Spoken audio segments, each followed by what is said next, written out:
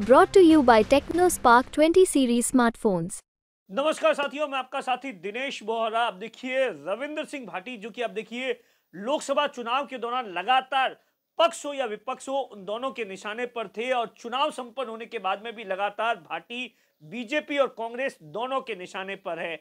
चुनाव संपन्न हो गया लेकिन बाड़मेर के अंदर जिस तरीके से ऐसा लगता है कि चुनाव अभी तक चुनाव का माहौल है वो लगातार चल रहा है। आरोप प्रत्यारोप का जो दौर है वो लगातार चल रहा है और इसी पूरे मामले को लेकर अशोक गहलोत पर एक गंभीर आरोप लगे हैं।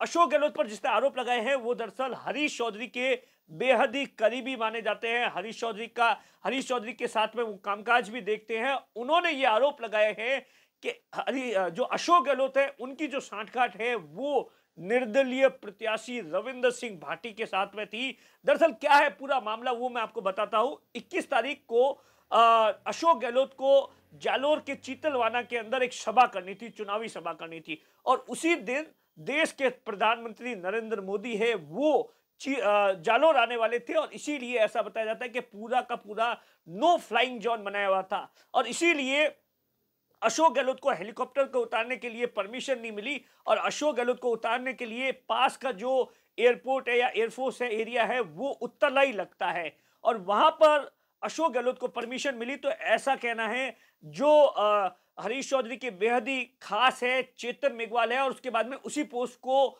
रीट्वीट किया है और लोकेश शर्मा जो कि अशोक गहलोत के पूर्व ओएसडी है लगातार पिछले कई दिनों से अशोक गहलोत पर गंभीर आरोप लगा रहे हैं। अभी प्रेस कॉन्फ्रेंस कर भी एक आरोप लगाया था, फोन टेपिंग को लेकर भी बड़ा खुलासा किया था, पेपर लीक को लेकर भी बड़ा खुलासा किया था। इसके अलावा भी बहुत सारे बड़े खुलासे किए हैं। उन्होंने ये डिमांड की है कि अशोक गहलोत है वो गद्दार है, उन्हें पार्टी से निष्कासित करना चाहिए। उन्होंने कहीं ना कहीं भाटी के साथ में सांठगांठ की है। दरअसल उन्होंने ये आरोप इसलिए लगाया कि चेतन मेघवाल ने एक पोस्ट शेयर की है अपने फेसबुक पर जिसमें दो गाड़ियों के फोटो है, जिसमें एक गाड़ी के अंदर रविंद्र सिंह भाटी है वो उसके अंदर रविंद्र सिंह भाटी बैठे और दूसरी के अंदर रविंद्र सिंह भाटी का बैनर लगा हुआ है। ये दोनों गाड़ियां वो थी जो कि अशोक गहलोत को उत्तरलाई के एयरपोर्ट पर चीतलवाना के छोड़ने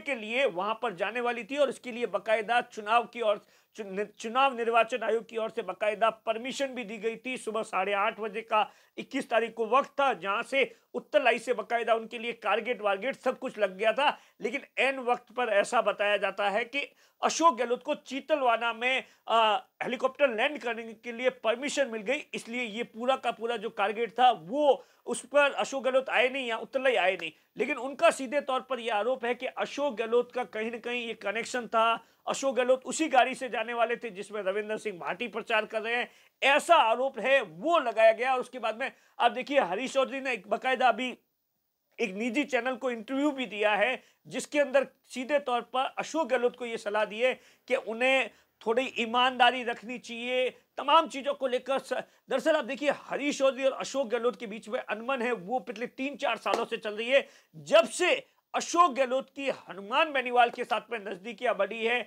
और हरीश चौधरी सीधे तौर पर यह आरोप लगाते थे कि हनुमान बेनीवाल की पार्टी है वो अशोक गहलोत के लिए प्रायोजित पार्टी है, इन तमाम तरीके से आरोप लगाते थे। इस पूरे मामले को लेकर अभी तक हरीश चौधरी ने कुछ भी नहीं कहा है। अशोक गहलोत की ओर से बकायदा उनकी ऑफिस की ओर से जो सफाई दी गई है उन्होंने दो टूक शब्दों में कहा है कि हमने बकायदा चीतलवाना जाने के लिए हमने उत्तरलाई के अंदर 2 गाड़ियां बुक करवाई थी, जैन ट्रेवल्स जोधपुर से करवाई थी। उन्होंने कौन सी गाड़ी को भेजा इसके बारे में हमें कुछ भी जानकारी नहीं है, लेकिन वहां पर हमारा उतरना ही नहीं हुआ, इसके चलते हमने वहां पर चीतलवाना के अंदर हम लैंड कर गए थे। वो कौन सी गाड़ी भेजते इस बात से हमें कोई फर्क नहीं पड़ता था। तमाम चीजों को लेकर उनकी ऑफिस से सीधे तौर पर यह सफाई दी गई कि हमारी कोई भी सांठगांठ रविंद्र सिंह भाटी के साथ में नहीं थी। दरअसल आप देखिए बाड़मेर जैसलमेर का जो लोकसभा का चुनाव है उसमें जिस तरीके से अमीन खान हो या कोई और विधायक पूर्व विधायक हो उनके जो अशोक गहलोत के करीबी है उन पर ये कहीं ना कहीं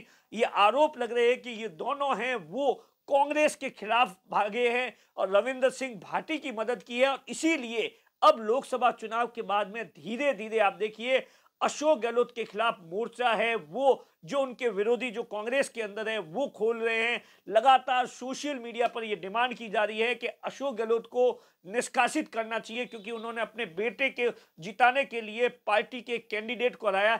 वहीं उमेदवार बेनीवाल ने सीधे तौर पर यही कहा है कि इस तरीके की जो सोशल मीडिया पर खबर चल रही है वो महज अफवाह है। अशोक गहलोत मेरे लिए 3 बार आए थे, जैसलमेर के अंदर बाकायदा आए थे, सिवाना के अंदर आए थे, और जब मैंने नामांकन किया तब भी आए थे।